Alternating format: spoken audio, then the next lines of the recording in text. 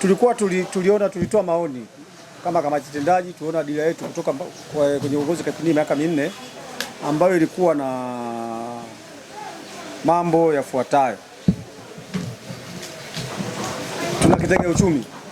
Cha kwanza nilisema kamati ikutane na mama mwenye eneo kuzungumza naye kuhusu mipango ya tawi ili tuwe na uhakika wa kitega uchumi. Sasa pale tumepanga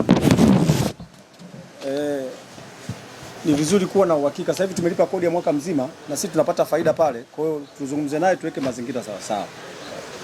Lakini pia tawi kuwezesha wanachama kusafiri kwenye mechi zote kwenda uwanjani zinazofanyika hapa Dar es Salaam na baadhi ya mechi za kwenda mikoani kwenye kipindi cha miaka 4. Kuongeza vitega uchumi. Sasa hivi tunacho kimoja ambacho kinaingiza milioni 1 kwa mwezi mpaka 900,000 au 800,000 kulingana na wakati. Lakini tuwe navyo zaidi 2, 3, 4. At least tuwe tuna kitega uchumi ambacho kinatuingizia hela za kutosha, lakini pia tawi liandae chakula cha jioni yenye lengo la kukusanya shilingi milioni 20.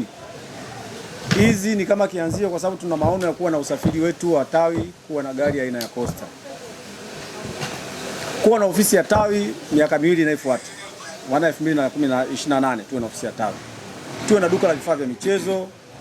Tuwe na wanachama hai wapatao 500 mpaka kufika 2030. Kuanzisha mkoba ambao wanachama watachangia ada kidogo kidogo kila mwezi. Unajua sasa hivi kuna mtu labda kutoa 24,000 kwa wakati mmoja ni nyingi. Kitu kiwa na mkoba kila mwezi anaweka 2,000 kifika mwisho wa mwaka analipiwa tunamaliza. Lakini pia kuhakikisha wanachama wote wanalipa ada zao za wanachama ndani ya miezi 3 ya kwanza. Yaani sisi tuko 300 na kitu.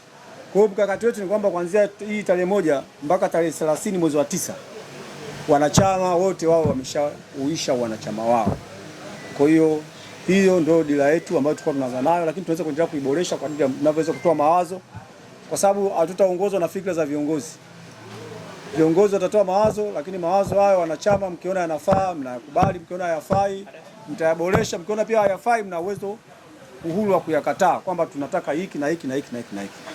Kwa hiyo dira yetu ni hiyo kama ambavyo nilisema kwa kifupi, lakini pia tulishatuma kwenye group la tawi, nafikiria kule mnaweza kuisoma vizuri kaielewa. Mheshimiwa Mwenyekiti, mimi nashukuru, nimemaliza. Asante.